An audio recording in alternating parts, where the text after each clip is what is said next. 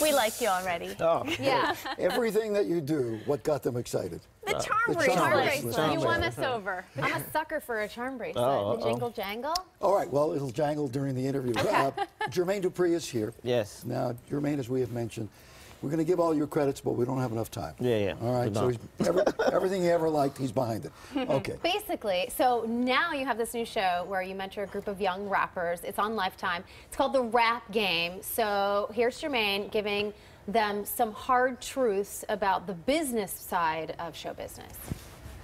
What these kids really need is a reality check about how the industry really works. These kids better listen. That's how I get down. I've been successful by doing it this way. So if anybody thinks I'm being mean, but this is what y'all want to do. Y'all want to get in the rap game. Y'all want to get in my world. This industry will completely kill you. So you're going to hear it like it's supposed to be heard, and I'm going to say it to you the way it's supposed to be said so you can leave and you know what you got to do. All right? So no more smiles. No more smiles. Whoa. You are hardcore with that. No, I'm not. Cute I'm is that actually one just like, kid. you know, people don't really have a favor for young hip hop. So, like, young rappers don't really get too much credibility. So I want them to know that what they're going up against is not just me. They're going up against a wall of people that don't really care about them actually making. Yeah, and they're not rooting for them either. Huh? They're not rooting for them. Yeah, they're not rooting for them. They actually think I'm wasting my time by, you know. So when you say this business will kill you, what do you mean by that? Because that, you know, like what we have today, the blogs, we have we have social media and all this other stuff. They got to be prepared for like all the critics and all the craziness that's going to come at them. Thick skin and then I have a question for you. Listen, you've been around this music and know more than anybody else. But when you look at little kids, rap, as we used to call it, was the CNN of the streets. Rap, you have to live a little, right? Yeah, to experience what you want to say. Street cred. Are they pretty young?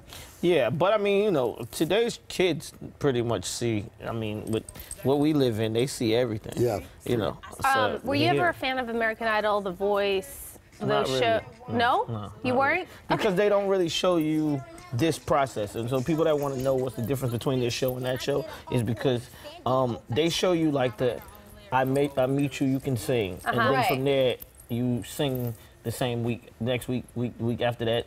But they never show you the process of what it takes for me to actually make you a star, what it goes into making your records, what the photo shoots look like, if your photo shoots are good, or if you know what I mean? They never show you what it actually takes to turn an artist into a personal star. You're talented in so many ways, but one of the things that you're great at is you have that eye for talent. I mean, you spotted Crisscross was like in a mall or something. Bow Wow. Built all these people. So can you tell, how long does it take you when you see one of these kids? Do you know instantly if they have the it? Yeah. But it's still, I mean, that it still has to be polished. You know, you have to take that it and then start like and if they shining don't have it up. It, are you just like, you know what? Yeah, if you don't have it, I mean, it'll tell itself. You know. You ever see a talent comes in and you realize this is a true brilliant talent, but too sensitive for this industry? Yeah, I've had that before. I had a kid that I was mentoring or trying to get right, and he was doing like a showcase, and I wanted him to dress a certain way. He had the music skills and everything, but I wanted him to dress a certain way, and he couldn't grasp on what I wanted him, the way I wanted him to look, and he broke down and started crying, and it just went the wrong way, and it kind of rubbed me the wrong way because that's not. If you come to me, or if you say you want to be with me, you should understand that it's going to be a little bit artist development involved with what I'm doing. Right. So there are 5 kids, right? Yes. And what happens in the end? One of them is going to get social deaf, yes. My label. Signed on. Okay. Yes. So 12 to 16 years old. Some of the 12-year-olds, they're so cute. They so look like little. little kids. Yeah. Well, you know, what's funny is that Bow Wow was 12. Yeah. Crisscross was 11 and 12 when I found him at 12. So it's not really that seems like a really young age, but you know, Bow Wow sold 3 million records when he was 12 years old. Oh my God. Jermaine, we've been talking a lot about the Academy Awards and Jada Pinkett Smith. You have a take on this? Yes. Well, you know, it's kind of the same as the Grammys. In Atlanta, I was the president of NARIS, the Atlanta chapter.